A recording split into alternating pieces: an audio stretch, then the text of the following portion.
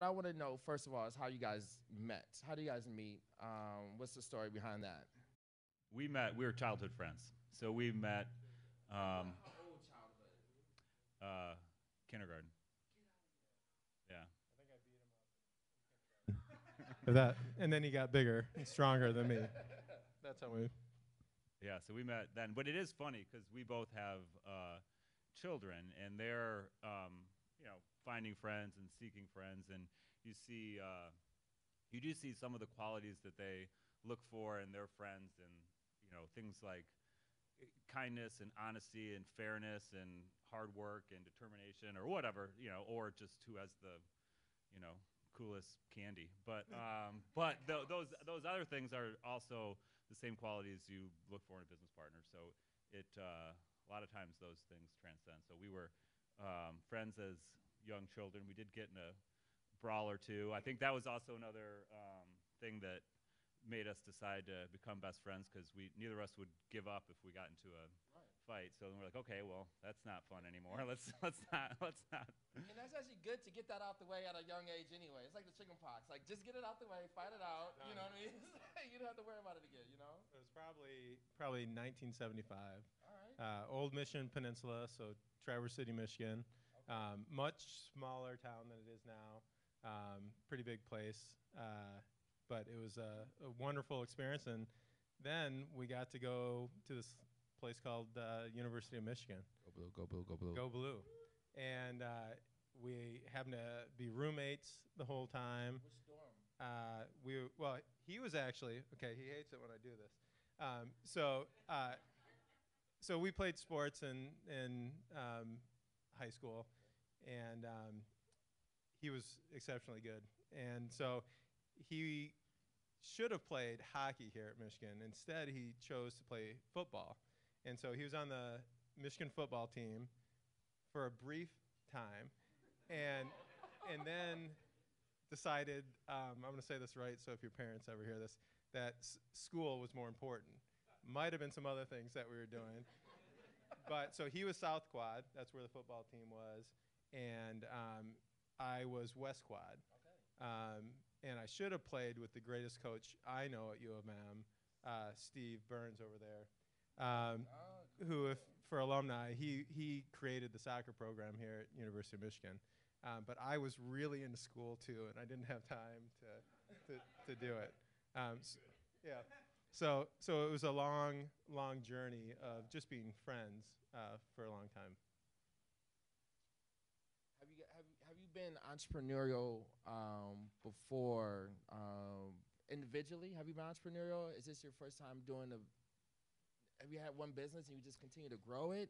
Well, John started before I did. He came right out of school, pure, just straight business, entrepreneurship. Started Grizzly Peak.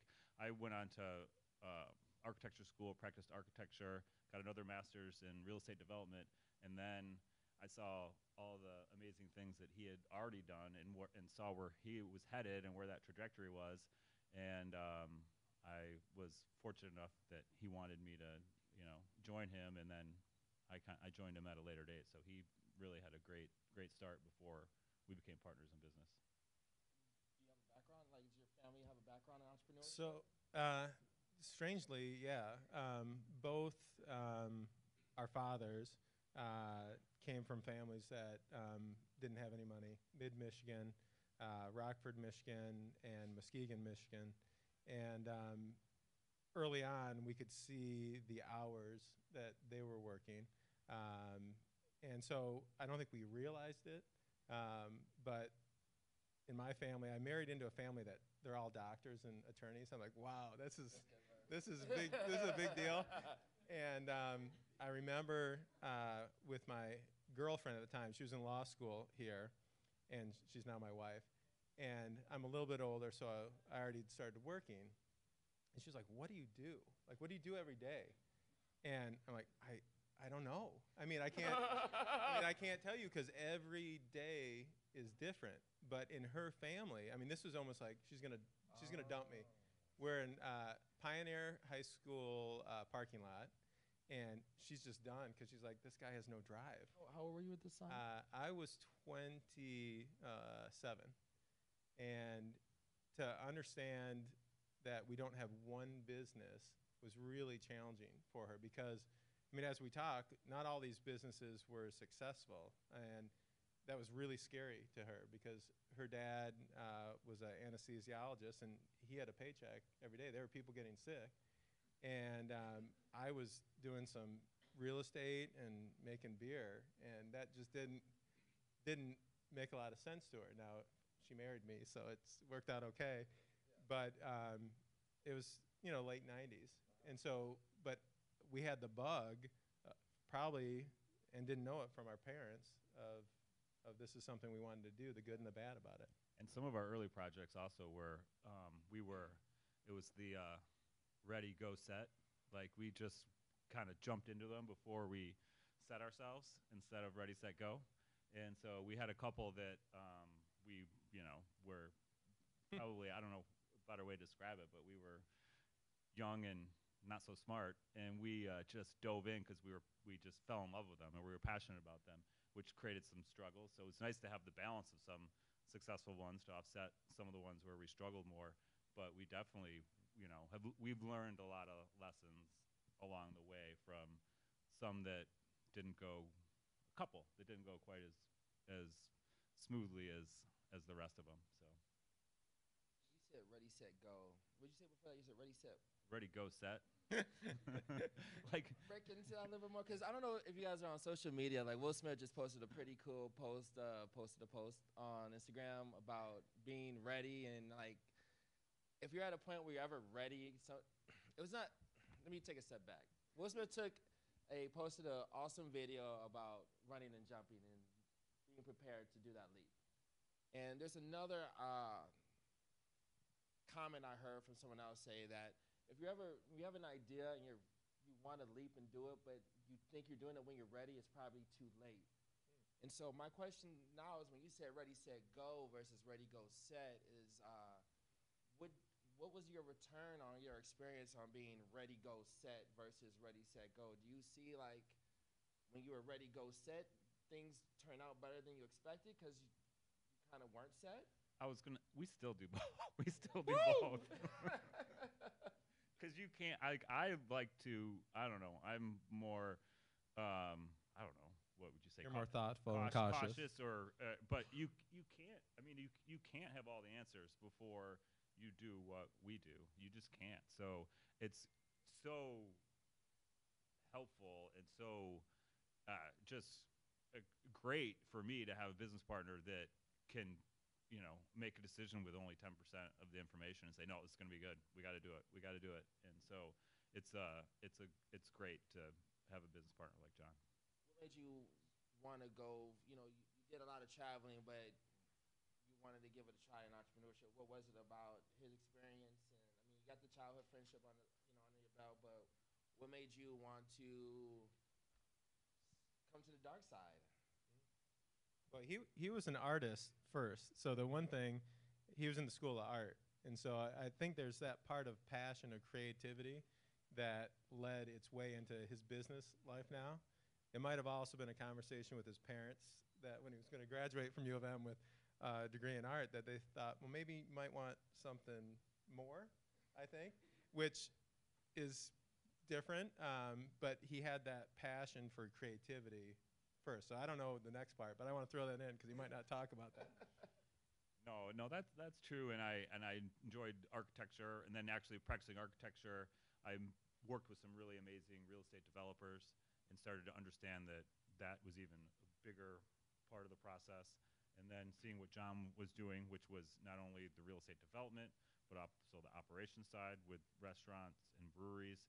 And I was like, oh, that's even bigger, scope, and creating this energy to a particular part of town and creating value and controlling your own destiny. And so I was like, he's already doing all these things that I went back and got my master's in real estate development, and I'm like, oh, if there's a way we can do this together, that would be great.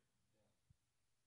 What do you guys say to people that are like, I see what you guys are doing. I have a business idea, but I don't. I got to get these other things out the way first. Like, what do you say when someone has an idea? I'm like, I kind of want to do it, but dot dot dot. What is your response to individuals that have it burning, but they're kind of still not ready to make that push? What is? I'm not stable, so I'll just say, go for it. I mean, that's why I married a woman that I married who has a lot more structure, and that's why I have a partner that has that, because you need to temper that exuberance. And fortunately, the one major mistake in business we made was just me making it prior to Greg coming here. And you want to get those out of your system, because that's when you don't have, or at least for me, didn't have a wife yet, didn't have kids, but just thought, hey, we could do these projects anywhere, and did one and lost everything, literally. Let's crack that open right now. Yeah. Is that cool with you guys? That's about all I'm going to say. No, I'll say more. Yeah, no. You're gonna have to share this one. Get this out the way first. I want to hear about this. We can do this really briefly. Nobody really wants to hear this. So we opened up Grizzly Peak in 1995. It was the old German, and we converted it, and it was an abandoned building above. We did some lofts. Then we had the Crack Crab, which is next door, which is now Cafe Zola. Cafe Zola is a tenant. It's not our restaurant. And we're like, this is great. I mean, we were busy, and I was 23. Business partner at the time was 33. Like, this is easy. We're just going to do more of these. So then we did one in Traverse City, and it was only open for a little bit, and that was going phenomenally well. So this is when you get to a state where you're too confident, and we go into a city that's now, it's unbelievable that this is what it's called. It's Beer City, USA. It's Grand Rapids. And we spend more money in a building that we don't own. Traditionally, we would own the buildings, and we do these little weird things with historic tax credits to help finance our projects. We fail so quickly. You know, in the restaurant industry, you know, in the first 6 months sometimes. And I wouldn't give up, and just kept fighting and kept losing and losing. But that was the pure jump in, no market study. Didn't even realize that a lot of the areas of Grand Rapids were dry on Sunday. Didn't realize that just because the Van Andel Arena was new, that the core of the city, we're not enough of a driver to drive a city. Right. We can do maybe a neighborhood or area. And so we just learned we can't just purely jump. You have to jump with your ideas, but then you have to follow through with your market study and your execution. So from your previous projects until then, did you always do market research? Did you always do some type of study? No. Don't take that as advice, everybody. I'm just kidding. We had a great business plan from U of M and taking classes here. Obviously, a phenomenal education. Yeah. Although I was talking to Erica earlier that I should have studied more, because she only has like 3 or 4 degrees. Only, that's it? That's how you spend your 24 hours? That's all? That's awesome. That's great. And I should have studied more. This is the best university in the world, and should have focused a little bit more. But after you fail, you got to change something, and that was it. We had to study and execute. Yeah, the only thing I was going to add to that about the just go for it, which I think you have to, is that you make sure whatever you're going for, that you have a passion for it and you love it, because we're all going to have, we're going to have setbacks, we're going to have wins, we're going to have losses, and you might have months where you're not only not getting any paychecks, but you're money into it, or your credit card, or whatever. You know what I mean? You got to love it. You got to believe in the where the finish line is, and so that and just know that no plan we've ever done has ever gone as we've planned. You say that like 10 more times. Just say it once, but say that again, please. No plan that we've ever done has ever gone as planned. There's always things that go way off plan, and that we veer left, we have to veer right, we have to reorganize, regroup, change it into 2 projects instead of 1. Just every project we've ever done has always changed by the time from the time we planned it till the time we finished it. So I want to ask you a question about the word pivot and what that means to you. Before you answer, I want to make sure, I'm touched on any points for the audience here. Is everyone here who's here entrepreneurial right now? Can you raise your hand for me? All right.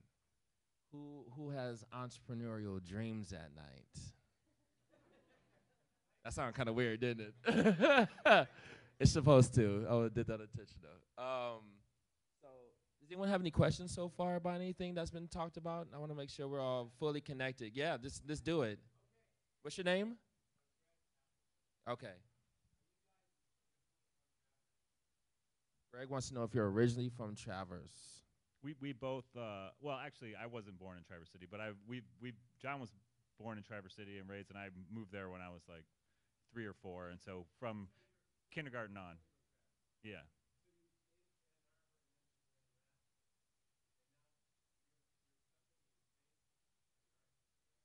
Yep.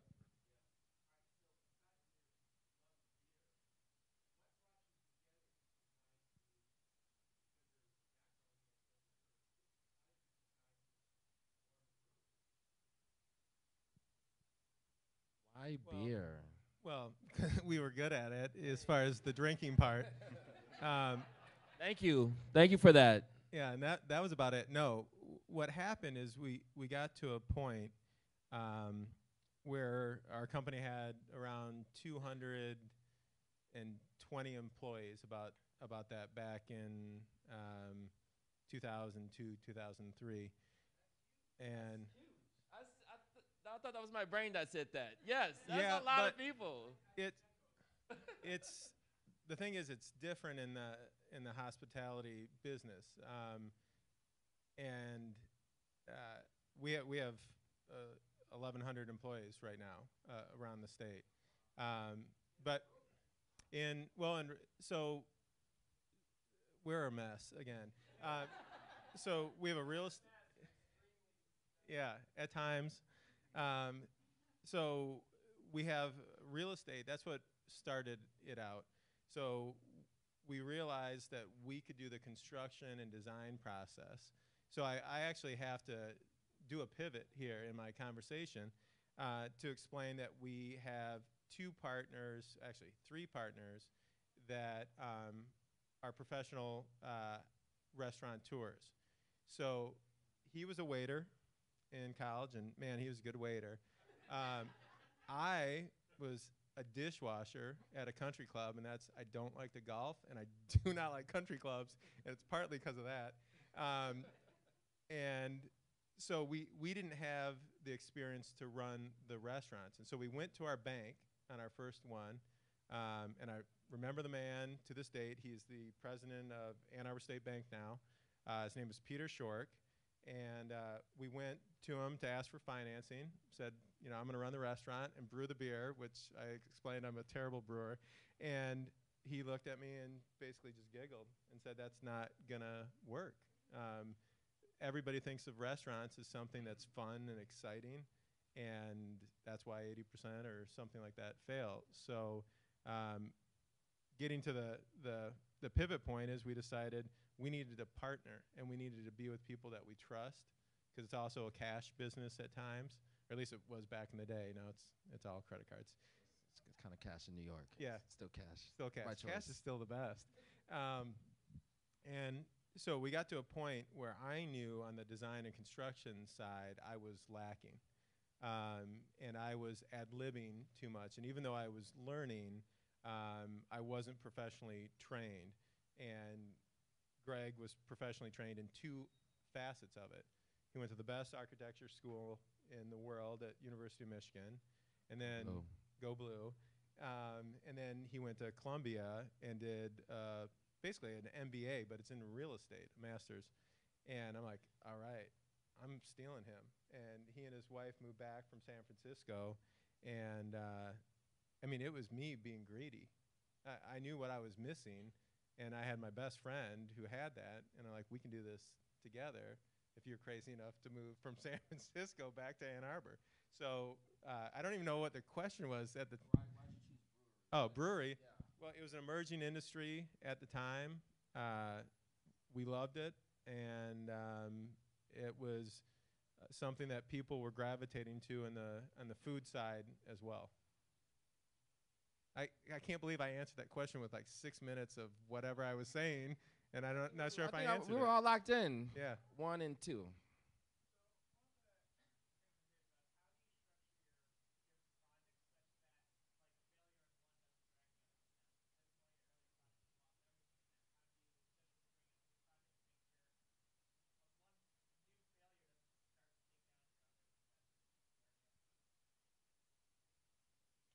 So the way we originally structured it, each operating restaurant was its own business, and each real estate project was its own business. Now we have real estate's a bit safer, so we have a fund now where we develop multiple real estate projects at the same time. But each of our restaurant locations is its own operating entity, and it's its own business. And so keeping them separate. One from a safety standpoint, because restaurants are riskier both financially as well as they're riskier from a liability side. You know, people could slip and fall and things like that. So we separate that risk out individually. But you can't insulate yourself. That's part of why my wife was wanting to know if she wanted to be in this relationship because it's risky. And so what we feel like we've been able to do is create a portfolio, just as you would in your investments, not only with having real estate, but in different markets. So we can have some markets that may be up, some like Traverse City that used to be seasonal. Traverse City's not as seasonal as it used to be, but you need that to cover when some of the restaurants aren't going as well. But then you have to still look at, we evaluate this all the time. When something's breaking even or losing money and we're feeding it, what's the cost to shut it down? What's the cost to keep it open? And many times the one part that stops us, besides being stubborn, is we've got each location maybe 70 people working there. And not that this is a bad thing, but for younger employees, that's not as big of a deal. They might be able to go and get another job, but we've had employees now for 15, 20 years, and their lives are on the line. So they don't care, or they don't know that it's losing money, and we can't give up. Then at that point, we're caught, and I mean that in a good way. So separating it legally is key in case something catastrophic did happen. But we'll many times be taking money that we get from restaurants that are doing well and funding another one. I mean, we've had one for 5 years that we did, and we're going to break even on it this year. And so maybe the ROI isn't there on that one particular space, but it is overall. And your stubborn comment is really what we are, because there's a few of them, like mathematically we shouldn't have kept going on, but we've outside of the one that you mentioned in Grand Rapids, it was just way off. That was way off. I'm work. sorry. That was just so off. Every other one, we've never had one that has ever, we've always fought through. We've always figured out a way. Maybe we've altered the plan, changed, and then we've just been fortunate that a lot of them have, started out well and done well and continued to grow. And so it's nice to have that base of ones that are doing really well to help allow us to be able to be stubborn, allow us to be able to do some of the things that we do that don't make mathematical sense. So did you go in knowing that if you wanted to do separate concepts, I didn't forget about you. If you wanted to do separate concepts, that they need to be separate, they need to be individual businesses, or did you know that ahead of time? Was that part of the plan? Did you learn from something, or you just kind of knew, like, we're going to categorize and put everything in its individual bucket? We knew that. I mean, that was just good, smart legal advice at first that we received, but we also thought it gave us less of an identity. I was going to say more. There's restaurant companies that have 10, 12 units like us, and there's one or two owners who they're the owner, and they want to be the focus. And I say that with humor because we're on TV right now talking to you all. But in general, you won't know that about us. We'd rather focus on our partner who might be the chef or the brewer. And we thought that was important because we didn't want to be a chain, and we don't want our menus. Now, our general managers hate it because if we had the same menu at every location, our costs could be so efficient. And when you change a menu, you just change them all out. We can't do it. It's not interesting, and it doesn't seem like the path that we wanted to take. So there were legal reasons and then I think passion reasons of doing it. Yeah.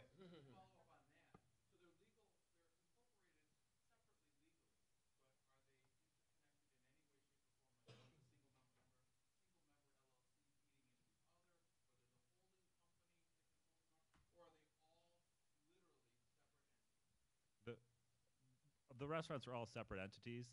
The thing that connects them is that we're the majority in each of them, and then there's some similar investors, people that have done well and want to keep doing them, and some that are just did one and are happy with that one and like to go there and have people have that experience or whatever. So yeah,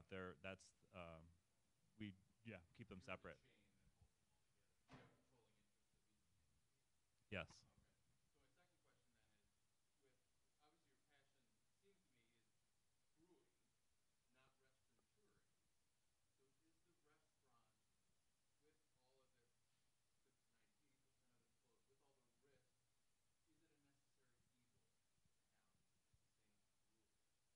I would say my passion is all of it. It's real estate, it's brewing, it's restaurants, it's interior design, it's everything. It's everything. I love lighting. I love the thinking about when people go into a space, what they're going to touch, what they're going to feel, how they move through a space. I love everything. So I think all.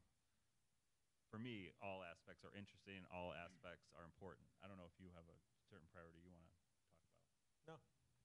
Okay. No, the problem with the restaurant side, and you're right, maybe we didn't focus in on that enough, is that we do have two partners that do that aspect. And so it's not disingenuous, but I honestly think, have the harder part of the deal. The restaurant hours are very tough. So we're like great customers of the restaurants. Now, we meet weekly and we go through numbers, and we're in charge of design and reconcepting.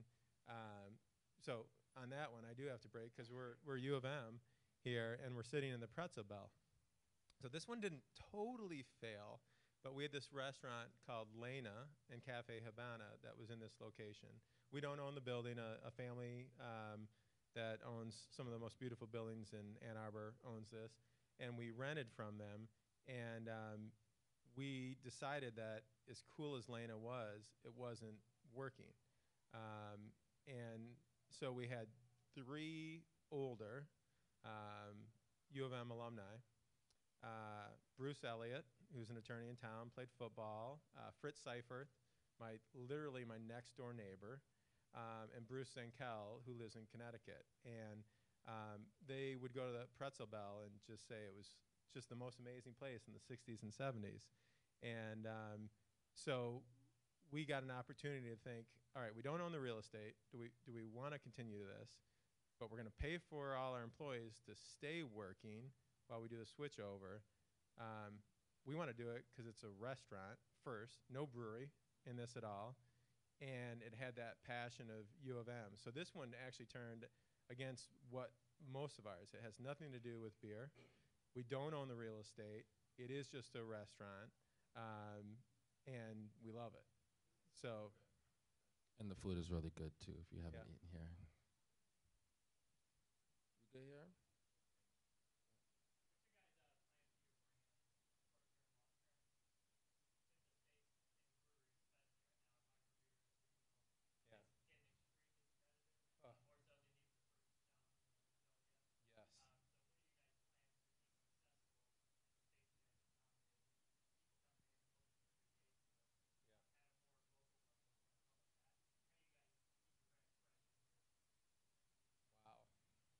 Yes. Go Blue. Anyways, so, that's amazing. Yeah, it's a Tough question The- too. Yeah, the industry's just been changing so much. We've been really, I don't know, we've grown faster and more than I would have anticipated.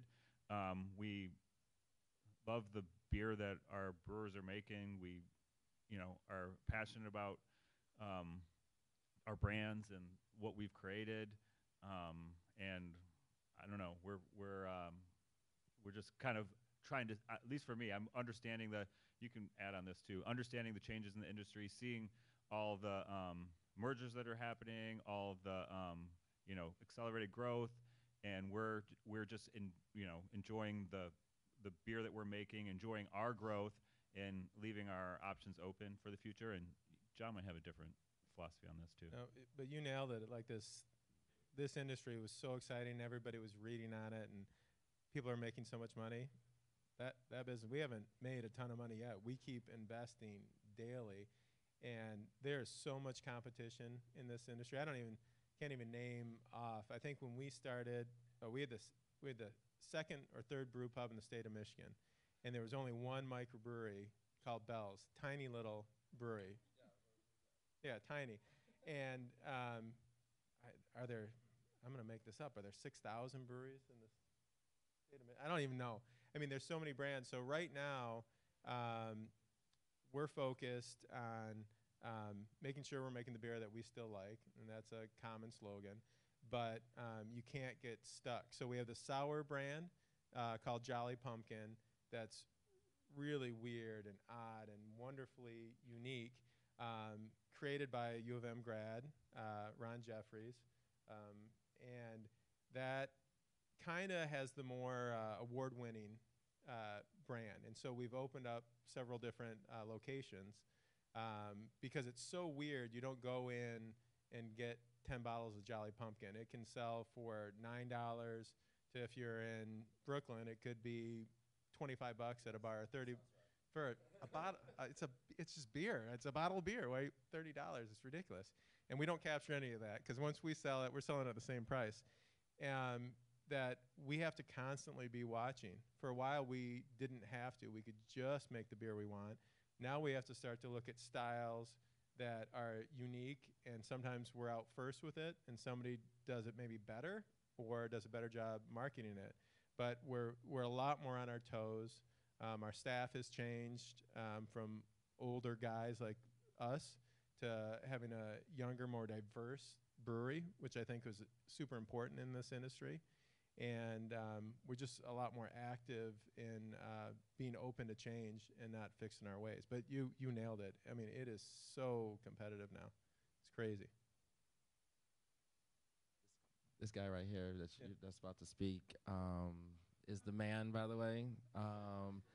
There's I talked to him just a moment before we started here, and there's some people you can just tell have a fire in their belly. And what's your name again? Yeah, let me introduce him. Yeah. Get in there. Go ahead. Oh, just ask questions? Or? Okay, all right. Yeah. Okay, all right, let's go. All right, let's go. All right, let's go. No, okay, go ahead. Bring it on. Let's go. Okay, all right. So, all right. So, how much revenue would you say it takes to start up a company? Because I'm struggling with the fact just starting is my problem now. Because if I can start, man, I'm gone. I mean. Are you looking at a brewery or a restaurant or? I mean, just any company. My passion is fitness. Yep. And bro, if I can get fitness, am I bro? I mean, my passion is bring fitness, bro. I'd be gone. Yeah, you look a lot fitter than I do. Yeah, my own gym. My own gym. I can tell. Yeah, my own gym. I want to start my own gym. So. Right. I mean, but okay, it's going. Yeah. Thank you. Yeah. So the one aspect I mean, this sounds so odd, right? So when I started my first one, I had an original partner, and this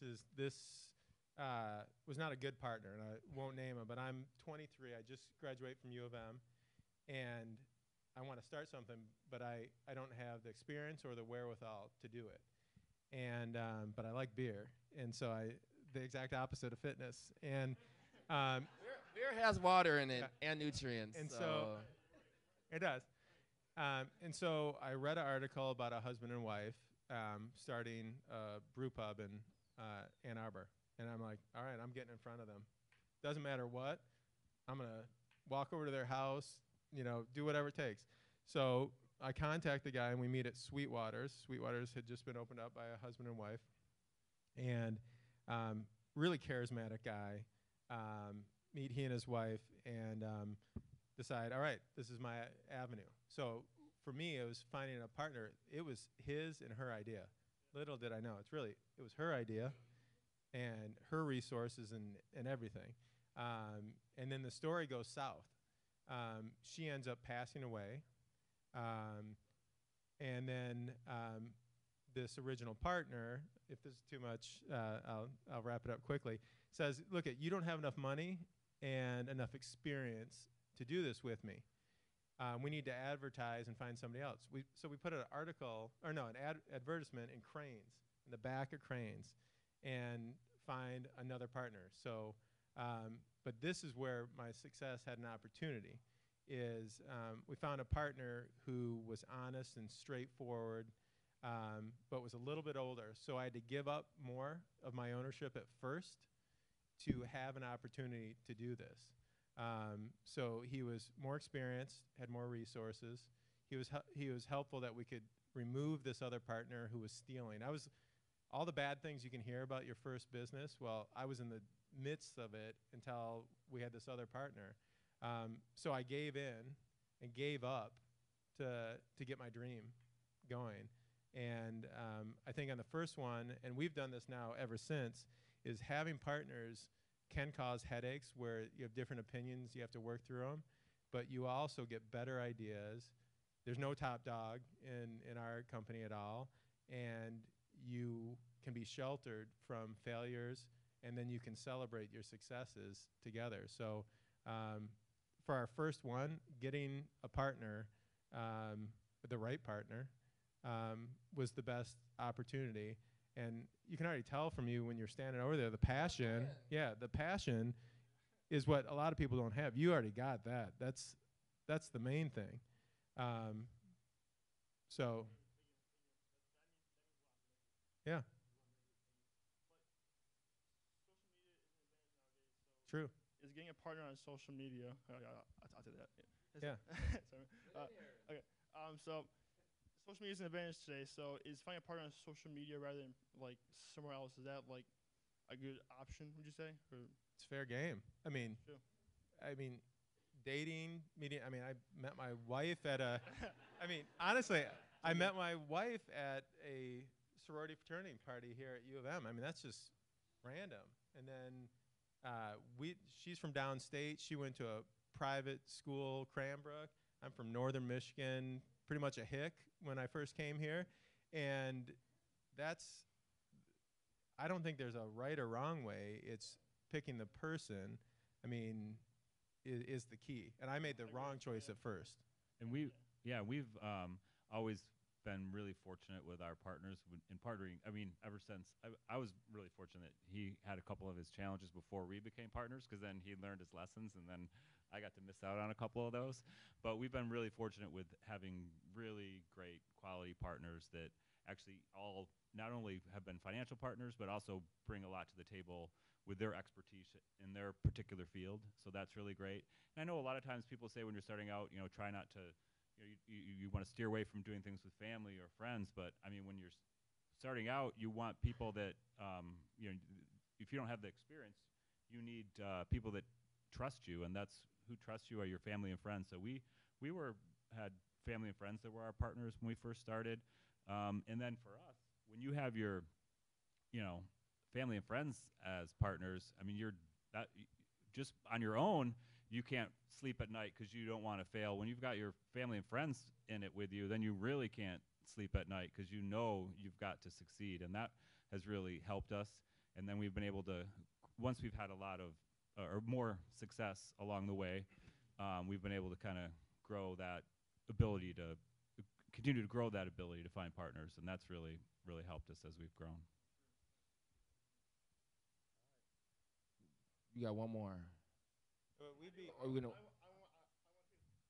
No, We'll do but it we'd be afterwards. we'd We'll be catch- we'll happy. connect afterwards. We'd be happy to have lunch too. I mean, if you're in the area. Yeah. Okay. Well, we can do it for sure. We're U of M. We have to. Go blue. Go blue. Yep. Thank you, man. Hey, you guys. This is Nathan. What's your last name? Jorski. So like, there's some people like you just never know who you say hi to. And Nathan, how old are you? 17. So you're in high school right now. So like, you're a room full of alumni right now, and you just pulled up to my panel and took my mic. Like, you can't make this up. Like, when you see somebody that's hungry and you're in a room full of alumni that we were blessed to have Wolverine Go Blue on our backs, you know what I mean? So right now, like, is your time for, I hope you guys all just go ahead and bless this man and approach him. Seriously, you can't make it up. You can't make this up when it comes to someone being hungry. And, like, this is an example. You can't make it up, you know? So thank you very much, man. You got to run and jump. That's it. Cool. All right, there you go. Oh, not for everything, though. I think, did you have a question? And then, all right, go ahead.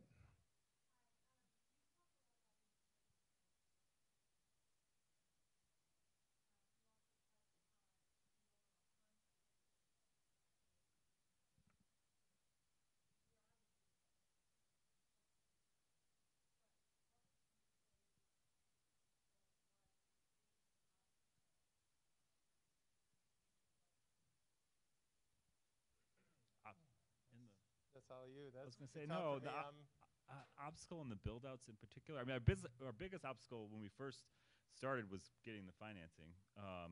At first, we would, I think we would first go to the bank and we would like, okay, we would like to borrow, $1 million, and they would say, well, that's great. If you can put $1 million in an account over here that we can access if anything goes wrong, then we'll loan you $1 million. And we're like, okay, if we had $1 million to put an account over here, we wouldn't need to borrow it. But so at first it was really challenging getting the financing, and then but once we got through that phase, I would think from a build out perspective, I mean, every phase of the build out is presents its own challenges. Nothing goes as it is expected, and as each trade that comes through experience changes, those time delays tend to stack, and so meeting our deadlines has always been, very, very, very challenging. We've learned a lot of lessons from that. A lot of projects we would say, oh, we're opening on March 1st of 2019 or whatever, and then when March 1st would roll around and we're only 3/4 of the way through construction, and then we would look back. So now we've learned to say we're opening in spring or summer of 2019. Because it is really hard to get all the trades synced up, working perfectly, and a lot of times it's not their fault. I mean, these things, changes happen, or we'll make a change, or there's changes in the process, and trying to get that timing and get projects done, completed on schedule has always been that's been a really big challenge for us. Yeah. Is there like a, based on like this expanding, or we have new projects, do you guys have is there a formula that lives somewhere for you guys when it comes to making the move and making those decisions? For like a new project moving forward, based on what you know, you're like, I know I need at least do these steps first before I go secure revenue or secure income or secure capital. Are you still securing capital? Like, what's that journey like for you? Yeah, so currently we have we have 4 bigger projects that we're working on, where we have a real estate investment fund where we have secured investors for that, and that one is fully subscribed, which is great for us. And those projects are all underway. But we kind of also ready go set that process too, in the sense that in order to get all of our investors really excited about these projects, we went ahead and secured them, started the architectural process, started the construction on them. So we had this thing moving before we had all of our funds in, which created some stress. But those, we just felt so good about those projects. We knew that as we started moving them forward and investors could see how great they were and see what the returns were, that they would jump on board, and that did happen. Well, I'd say one kind of niche for us, because we're not a big development company, literally cannot buy a building in Ann Arbor. We can't. We're too small, and the pricing is so high now here. So the last building we bought was 111 South Main. It had a 27-foot tree growing through it, and nobody wanted. I mean, that's the only reason we got it. They kind of looked over at us and thought we'd be crazy enough to do it. We take projects that no one else wants. That's the other thing, too. That's our beginning point, is we can go into areas that are buildings that get overlooked, but our key is kind of our historic preservation aspect, that there are incentives, and we're finding out more with the state of Michigan how supportive the state is, but there are incentives for historic properties. There's incentives for hiring, and it takes a lot of time to work through the process, but we have a wonderful state that's really supportive. So I think the tax credit projects, and tax credits are you do a construction project, let's say it's $100, and if it's historic and in a historic district and you do it correctly, you get 20% back as a credit. So that's sizable. And for smaller developers like us, it's a matter of success or not. So that's our little niche, is first picking the projects that nobody wants at first, in areas that are surrounded by wonderful cities.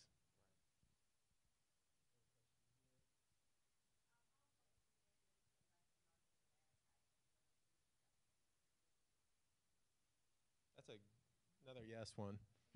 I mean, it's essential. So you get somebody like me. I don't know how to do anything on social media. I really don't. If any of us become friends on Facebook, you're gonna be like, this is so boring. And I like to talk, and I talk too much in person, but I can't do it. And advertising has changed so much. We used to have a budget. Back in the day, we budgeted like $60,000 to $70,000 annually per location to be in print media. If you're in northern Michigan, you could do maybe some radio. They always came out so cheesy, but and maybe a little TV. But now, besides the Ann Arbor Observer, wait, what are you talking about? We used to put ads in the newspaper. Yes, true, totally. In yeah. The newspaper. It switched so much that we had to refocus. So our staff now on the creative side is 10 to 20 years younger than us. And that doesn't mean older people can't be amazing at it. We just noticed we lacked in that. And social media, of course, it's the buzzword, but it's everything now, especially for retail, hospitality brands. We have to get better at it. And so we actually just yesterday promoted a woman who had worked with us for about 6 years to being our marketing director. And it's a big risk for us and a big risk for her to take on this job, but it's essential. Once you're open, it's the only thing that matters.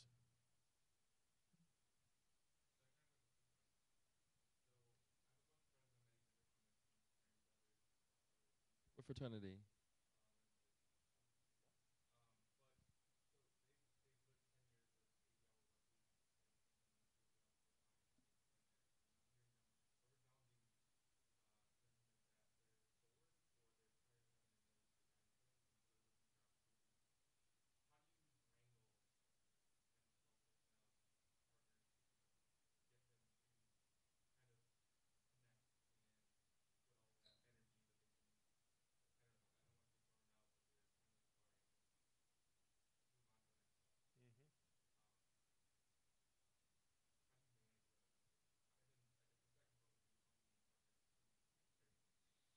I would say, like, when you're talking about how you do wrangle 12 different partners and get everyone on the same page and moving the same direction. That's really challenging. I mean, we've had really great success with our partners because we love, getting their feedback and listening and really, taking their advice. But we also, have structured things so that that we have the ability to, if push comes to shove and there is decision that needs to be made, that we can do that. But I can't even think of any time in the history of our company where we've really ever had any disagreements and had to make those decisions. Generally, we listen to our investors, listen to our partners, and everyone gets on board, and we can focus things in the right direction. So I would say, if you're going to have your people, like 12 different partners that are all are they, looking for an investment or opportunity that you run, or are they looking for to get out of their jobs and trying to create not only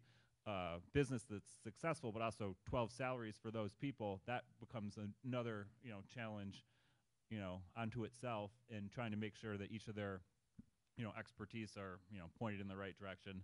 That could be even a bigger challenge. So just thinking about how you want to come together, and whether it's they're investing, you're running, or whether it's you've got a few of you that have expertise that can move something in the right direction and the rest are investing. But I think 12 would be really hard to have 12 separate people trying to operate one company.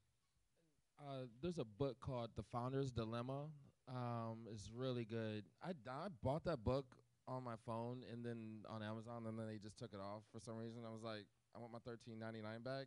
Anyway, the book talks about the when it's appropriate to when to consider putting on partners versus having a first hire, and also breaks down the types of equity you can have as well. When it comes, you have a traditional equity, there's milestone equity, and then there's vested equity.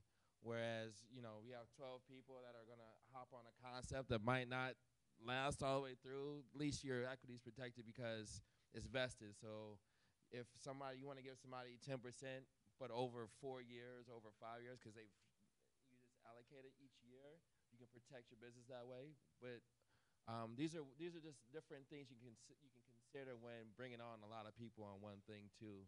Because sometimes you don't really need the partner; you might actually need their skills, and there's nothing wrong with having a first hire, and figuring out when the proper time to do that.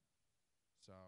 But I'm thinking that you don't want to have a situation where you need 12 people to agree on something to make a decision. That's for sure. So I'll say for us, we're somewhat nimble in our development company. We only have 3 other partners, 2 main partners, and one who's occasionally there. He does something else. But in our restaurant and hospitality, since each one of these are different, I haven't counted out. We might have 55 different partners/investors where they invest with us, but we don't make them go on any guarantees. We guarantee everything, which is scary. But we get great resources as far as different feedback, different skill sets. And so that's the one aspect, maybe even with your 12 partners. If they're all coming from a similar place, then it would be a struggle. But each one in our company has a specialty, in a sense, that we can lean on.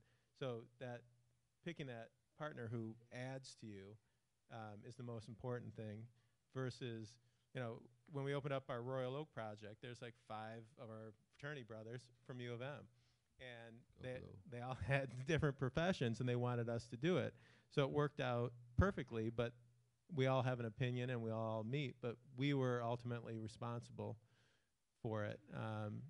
But it was a great ride, and to do something with your friends, if it's successful, is the greatest thing in the world to do.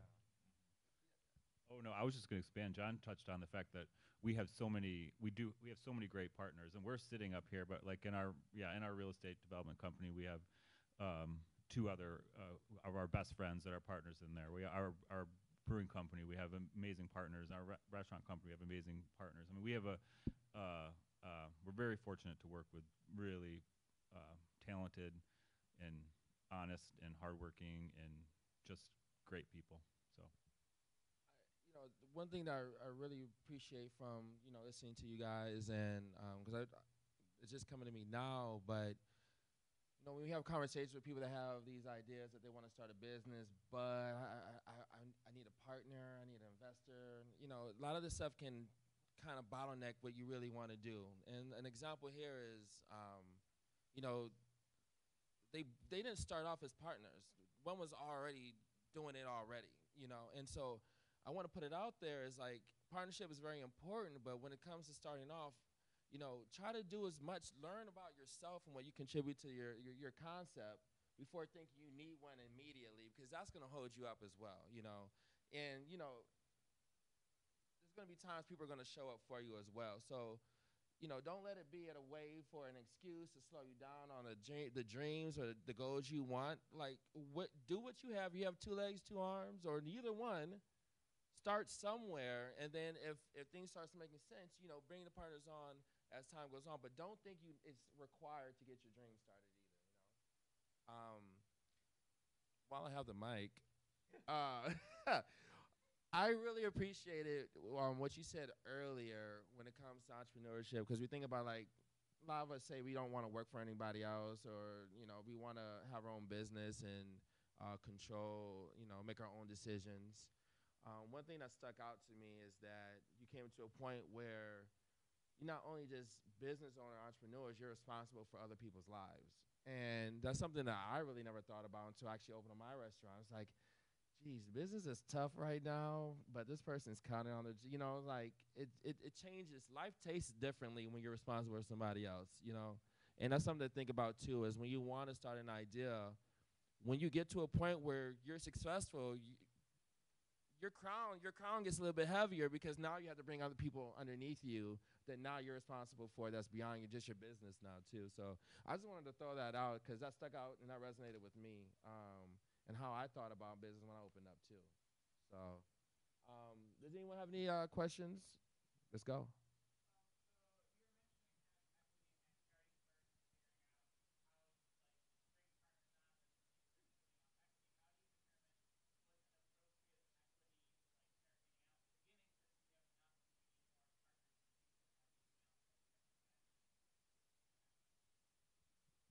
I mean, it depends on the value of the business you think that you've already created, and then the value of the person that you're either rewarding for the hard work they've already done or luring to come work with you. Luring, that's good. Yeah. Yep. That's the great thing about being part of a brewing business, is that we could lure people with just free beer. Yeah. Yep. True. That's such a balance, though, on it. I guess the one part that we always said is never be greedy. If we truly want long-term success, give up more than we take or deserve, I think. And so there's probably some projects that we did pretty well in, and we should have maybe had more ownership or been paid more. I don't even know if we've ever thought about that until this question. Now I'm like really thinking back, but it's we've looked at it on a case-by-case basis, and that in anything we have to prove it. And once our partners or investors are happy, then we've achieved, and maybe there's some upside for us. So some of the deals we've structured where once returns are met by investors, then so in real estate, it's a waterfall. After you hit certain returns that they're whole and made a good return, then maybe we can take a little bit more of the profit. And we actually had an investor much larger, much more successful than us, who we were just going to get paid a consulting fee and some ownership. And we flew down to visit him, and he said, "No, this is wrong. You need an incentive." And we're like, "Well, yeah, we're getting paid. This is great that you're investing in us." He's like, "No, you need to work harder.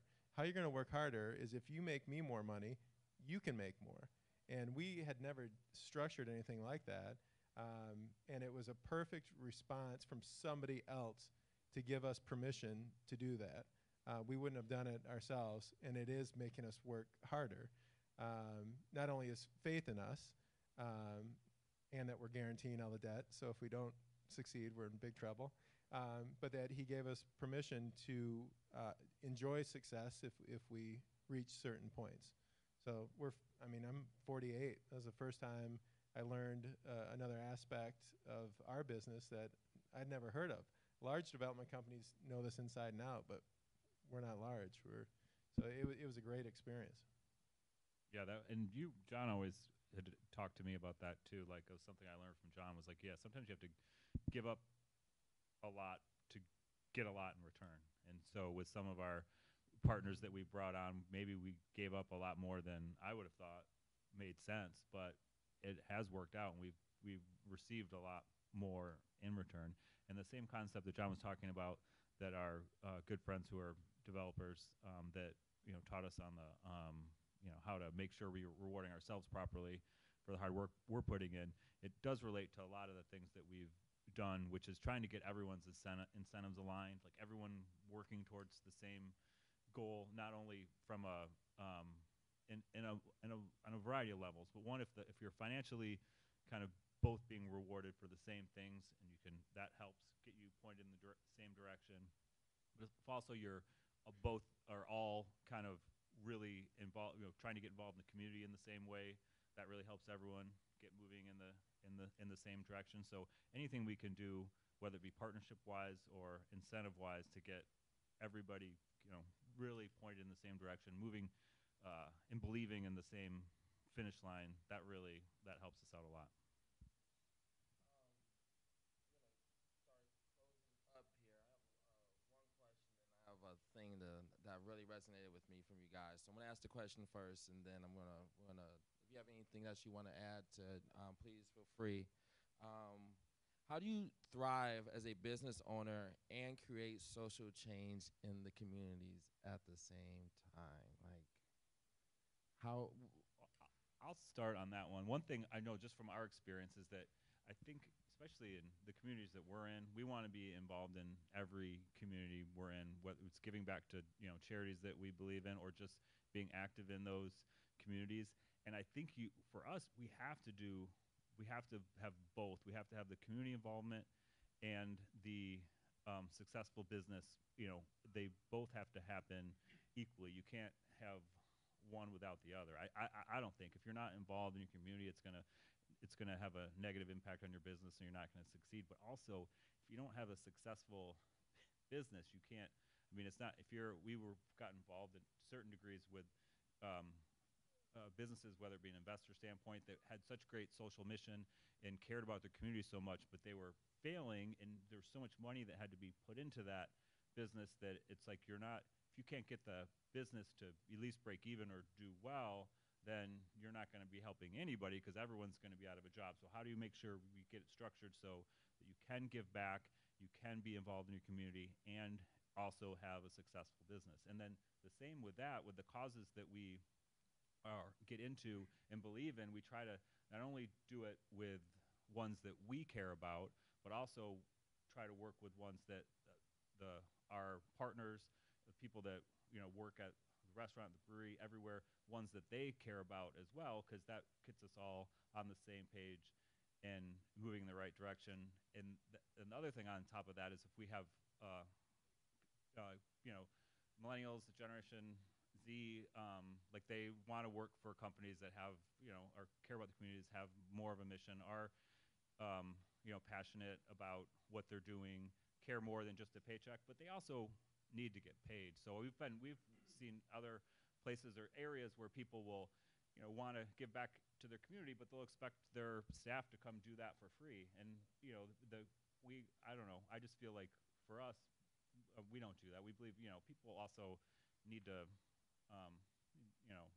I think it's too much to ask of people to, like, hey, this is a cause we believe in, and why don't you guys come do this and help us for free? No, if we're gonna do an event, and we're gonna do it in a way that we think is gonna raise money for this cause, we want to make sure that everyone on our team is also getting paid to be there, and it's a team effort, and everyone feels good about it.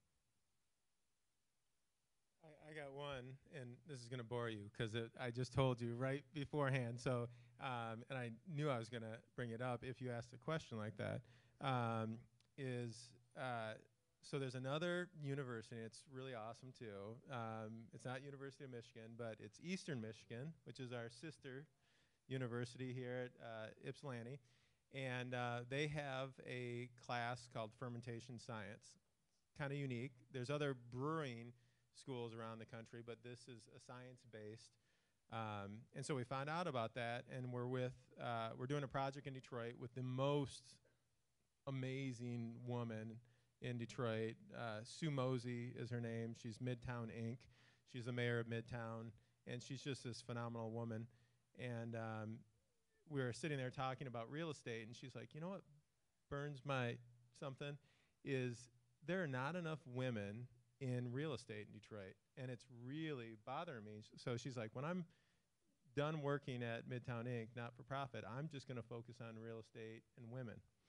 And so that a point hit, and looking at the competition in this industry, I thought, well, right now we have all these brands, and they're all out there, and I don't know this as a number, but I'm thinking 95% in their marketing and advertising are guys who are white, who have curly mustaches and goatees, like I have a goatee, and we're missing out on America. We're missing out on so many people that aren't part of this industry. And so we're talking to Sue Mosey, and she's like, well, I used to work in Ypsilanti, Eastern Michigan, starting this program. Why don't we focus it on women and minorities? And so with her help, with Eastern Michigan, we're doing a project on Selden Street that will be a training brewery. Let's hope it's going to be successful, because Greg said the most important point is you can't keep going and being a part of a community if you're not successful. So we're starting a brewery, and hopefully we're going to go down the right path. But knowing that an industry doesn't reach out as much, or isn't a reflection, certainly not even of my family. My wife isn't white, my kids aren't, and there's a great opportunity. So first you have to do it because you think there's an ability to do something unique and help, but then for people who just want to be selfish on the business side, how silly is it that this industry isn't opening up as much? And there are cities, so Brooklyn has one of the most famous breweries in the United States, and a gentleman is African American who started it, but you don't see that everywhere. You don't see many Latino brewery owners in the state of Michigan. You don't see many women.